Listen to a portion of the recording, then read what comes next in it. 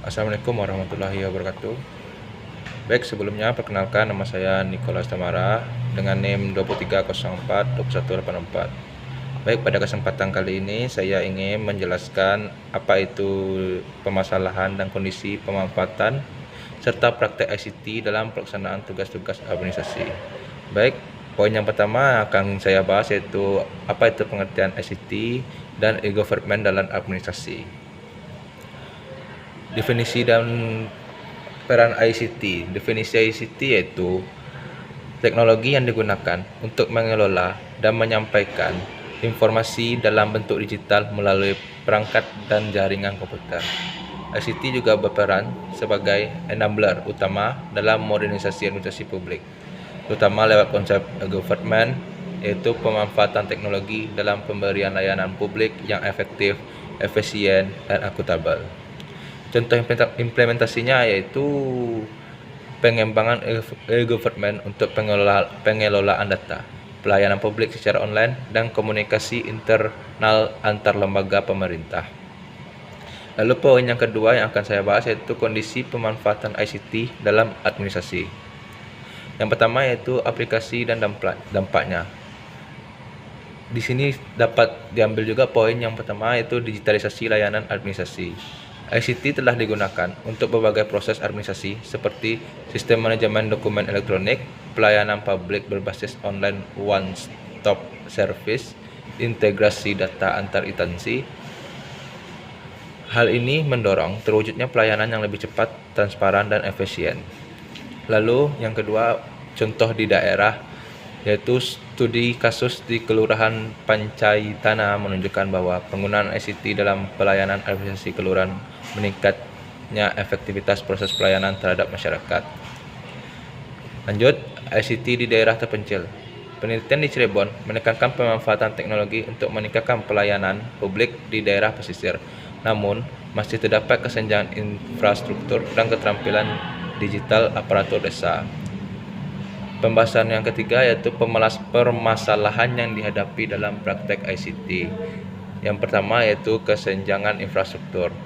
Beberapa daerah belum memiliki akses internet yang stabil dan perangkat ICT memadai, sehingga menghambat layanan administrasi berbasis teknologi. Lalu yang kedua, kompetensi SDM. Banyak aparatur pemerintah belum memiliki keterampilan digital memadai, yang menyebabkan rendahnya pemanfaatan sistem administrasi berbasis ICT di berbagai institusi. Lalu yang keempat, poin yang keempat yang akan saya bahas yaitu tantangan e-government dan pemanfaatan ICT. Yang pertama yaitu integrasi sistem yang belum optimal. Masih banyak sistem ICT yang berjalan secara terpisah antar lembaga sehingga data-data pemerintah belum terintegrasi secara menyeluruh. Hal ini menjadi hambatan dalam mempercepat layanan administrasi. Selanjutnya, partisipasi publik dan keamanan data. Minimnya pemahaman publik terhadap layanan e-government dan rendahnya kesadaran akan keamanan data pribadi menjadi tantangan yang serius.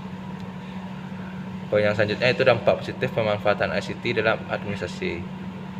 Yang pertama yaitu efisiensi waktu dan biaya dalam pelayanan kepada masyarakat karena proses yang otomatis dan online.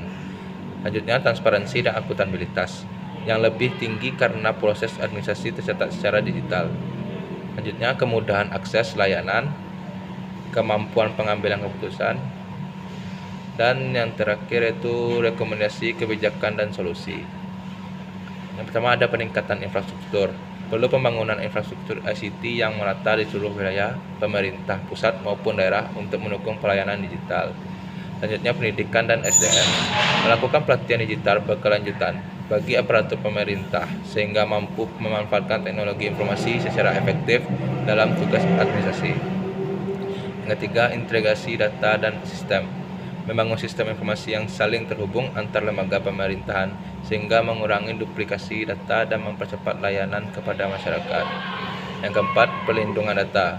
Menguatkan regulasi keamanan data publik serta meningkatkan kesadaran aparatur dan masyarakat tentang pentingnya perlindungan data pribadi.